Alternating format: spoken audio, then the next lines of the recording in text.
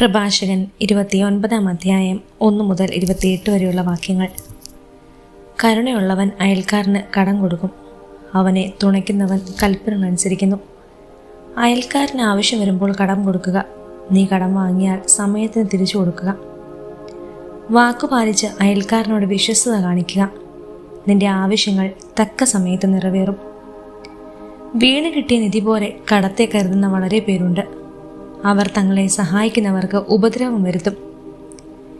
കടം കിട്ടുന്നതുവരെ അയൽക്കാരൻ്റെ കൈ ചുംബിക്കുകയും അവൻ്റെ ധനത്തെപ്പറ്റി പുകഴ്ത്തി പറയുകയും ചെയ്യുന്നവരുണ്ട്.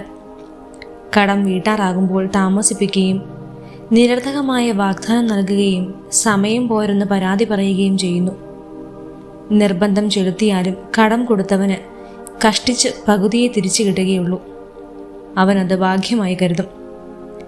നിർബന്ധിച്ചില്ലെങ്കിൽ കടം വാങ്ങിയവൻ പണം അപഹരിച്ചു തന്നെ. ആവശ്യമില്ലാതെ അവനെ ശത്രുവാക്കുകയാണ്.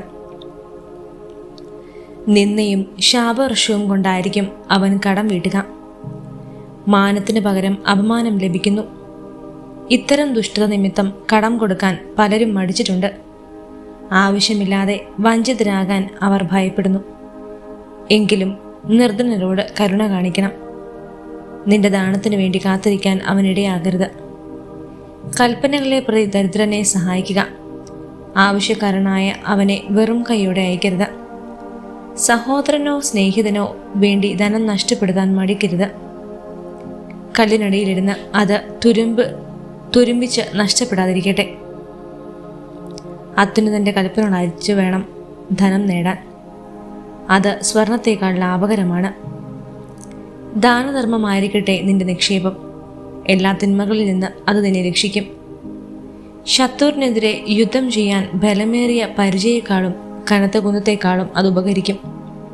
നല്ല മനുഷ്യൻ അയൽക്കാരന് വേണ്ടി ജാമ്യം നിൽക്കും, നാണം കെട്ടവനെ അവനെ വഞ്ചിക്കൂ. ജാമ്യക്കാരൻ്റെ കാരുണ്യം വിസ്മരിക്കരുത്, അവൻ തൻ്റെ ജീവനാണ് നിനക്ക് നൽകുന്നത്. ദുഷ്ടൻ ജാമ്യക്കാരൻ്റെ ഐശ്വര്യം നശിപ്പിക്കുന്നു, നന്ദിഹീനൻ തന്നെ രക്ഷിച്ചവനെ കൈവിടിയുന്നു. ജാമ്യം പലരുടെയും ഐശ്വര്യം നശിപ്പിച്ചിട്ടുണ്ട്, അതവരെ കടലിലെ തിരമാല പോലെ ഉരച്ചു. പ്രബലന്മാരെ നാടുകടത്തി വിദേശങ്ങളിൽ അലയാൻ ഇടയാക്കി. ലാഭേച്ഛ മൂലം ജാമ്യം നിൽക്കുന്ന ദുഷ്ടൻ വ്യവഹാരത്തിൽ കുടുങ്ങും. കഴിവിനൊത്ത് അയൽക്കാരനെ സഹായിക്കുക, വീഴാതിരിക്കാൻ സൂക്ഷിക്കുകയും ചെയ്യുക. ജലം, ആഹാരം, വസ്ത്രം, സൈര്യമായി പാർക്കാൻ ഒരിടം എന്നിവയാണ് ജീവിതത്തിൻ്റെ പ്രാഥമിക അവകാശങ്ങൾ. സ്വന്തം കുടിലിൽ ദരിദ്രനായി കഴിയുന്നതാണ് അന്യൻ്റെ ഭവനത്തിൽ സമൃദ്ധമായ ഭക്ഷണം ആസ്വദിക്കുന്നതിനേക്കാൾ നല്ലത്. ഉള്ളതുകൊണ്ട് തൃപ്തിപ്പെടുക. ദാക്ഷിണ്യം അനുഭവിക്കുന്നവന് ദുഷ്കീർത്തി വരുത്തരുത്. വീട് തെണ്ടിയുള്ള ജീവിതം ശോചനീയമാണ്, വായ് പൊത്തി നിൽക്കേണ്ടി വരും. അന്യവീട്ടിൽ ആതിഥേയൻ ചമഞ്ഞ് നീ പാനീയം പകരും, എന്നാൽ നന്ദിയല്ല പരുഷവാക്കുകളായിരിക്കും നീ കേൾക്കുക. ഹേ മനുഷ്യ, വന്ന് മേശയൊരുക്കൂ, എടുത്തു വിളമ്പൂ, ഞാൻ ഭക്ഷിക്കട്ടെ. ഈ മാനിനു വേണ്ടി സ്ഥലം ഒഴിഞ്ഞു തരിക. എൻ്റെ സഹോദരൻ വന്നതിനാൽ വീട് എനിക്ക് ആവശ്യമുണ്ട്. പാർപ്പിടത്തെ സമ്മതിക്കുന്ന ശകാരവും ഉത്തമണന്റെ പരിഹാസവും വികാരവാനെ വ്രണപ്പെടുത്തുന്നു. പ്രഭാഷകൻ 30 അധ്യായം 1 മുതൽ 25 വരെയുള്ള വാക്യങ്ങൾ. പുത്രനെ സ്നേഹിക്കുന്നവൻ അവനെ പലപ്പോഴും അടിക്കുന്നു, വളർന്നു വരുമ്പോൾ അവൻ പിതാവിനെ സന്തോഷിപ്പിക്കും. മകനെ ശിക്ഷണത്തിൽ വളർത്തുന്നവന് അവൻ മൂലം നന്മയുണ്ടാകും. സ്നേഹിതരുടെ മുമ്പിൽ അവനെക്കുറിച്ച് അഭിമാനിക്കുകയും ചെയ്യും. മകനെ പഠിപ്പിക്കുന്നവൻ ശത്രുക്കളെ അസൂയകളാക്കുന്നു. സ്നേഹിതരുടെ മുമ്പിൽ അവൻ അഭിമാനിക്കാം, ആ പിതാവ് മരിച്ചാലും മരിക്കുന്നില്ല. തന്നെപ്പോലെ ഒരുവനെ അവൻ അവശേഷിപ്പിച്ചിട്ടുണ്ട്. ജീവിച്ചിരിക്കുമ്പോൾ അവൻ മകനെ കണ്ട് സന്തോഷിച്ചു, മരിക്കുമ്പോൾ അവന് ദുഃഖമില്ല. ശത്രുക്കളോട് പകരം വീട്ടാനും സ്നേഹിതന്മാർക്ക് പ്രത്യുപകാരം ചെയ്യാനും അവൻ ഒരുവനെ അവശേഷിപ്പിച്ചിട്ടുണ്ട്. മകനെ വഷളാക്കുന്നവന് മുറിവ് വെച്ച് കെട്ടേണ്ടി വരും. അവൻ്റെ ഓരോ നിലവിളിയും പിതാവിനെ വേദനിപ്പിക്കും. മെരുക്കാത്ത കുതിര ദുശാഠ്യം കാണിക്കും. ശിക്ഷണം ലഭിക്കാത്ത പുത്രൻ തന്നിഷ്ടക്കാരനാകും. പുത്രനെ അമിതമായി ലാളിച്ചാൽ അവൻ നിന്നെ ഭയപ്പെടും. അവൻ്റെ കൂടെ കളിക്കുക, അവൻ നിന്നെ ദുഃഖിപ്പിക്കും.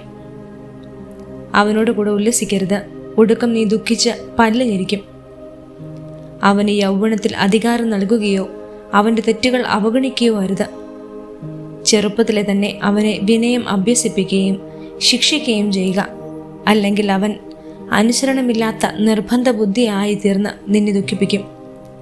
മകൻ്റെ ലജ്ജാകരമായ പ്രവൃത്തികൾ നിമിത്തം ദുഃഖിക്കാതിരിക്കേണ്ടതിന് അവനെ ശിക്ഷണത്തിൽ വളർത്താൻ ശ്രദ്ധിക്കുക. കഠിനമായ ശാരീരിക വേദന അനുഭവിക്കുന്ന ധനികനേക്കാൾ ആരോഗ്യദൃഢഗാത്രനായ ദരിദ്രനാണ് ഭാഗ്യവാൻ. ആരോഗ്യം സ്വർണത്തേക്കാൾ ശ്രേഷ്ഠമാണ്. ബലിഷ്ഠമായ ശരീരം അളവറ്റ ധനത്തേക്കാളും. ശരീരത്തിൻ്റെ ആരോഗ്യത്തേക്കാൾ മെച്ചപ്പെട്ട സമ്പത്തോ ഹൃദയാനന്ദത്തിലും പര്യായ സന്തോഷമോ ഇല്ല. ദുരിതപൂർണമായ ജീവിതത്തേക്കാൾ മരണവും മാറാരോഗത്തേക്കാൾ നിത്യവിശ്രമവും മെച്ചപ്പെട്ടതാണ്. വിശപ്പില്ലാത്തവൻ്റെ മുമ്പിൽ വിളമ്പിയ വിഭവങ്ങൾ ശവകുടീരത്തിൽ നിവേദിച്ച ഭക്ഷണ പദാർത്ഥങ്ങൾ പോലെയാണ്. വിഗ്രഹത്തിന് ഫലങ്ങൾ അർപ്പിക്കുന്നത് കൊണ്ട് എന്ത് പ്രയോജനം? ഭുജിക്കാനോ പ്രാണം ആസ്വദിക്കാനോ അതിന് കഴിവില്ല. കർത്താവിനാൽ പീഡിതനാകുന്നവനും അങ്ങനെ തന്നെ. അവൻ ഭക്ഷണ പദാർത്ഥങ്ങൾ നോക്കി ഏങ്ങിക്കരയുന്നു.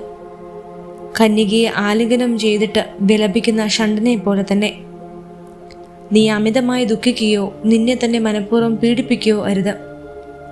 ഹൃദയാനന്ദം ഒരുവന്റെ ജീവനും സന്തോഷം അവൻ്റെ ആയുസ്സുമാണ്.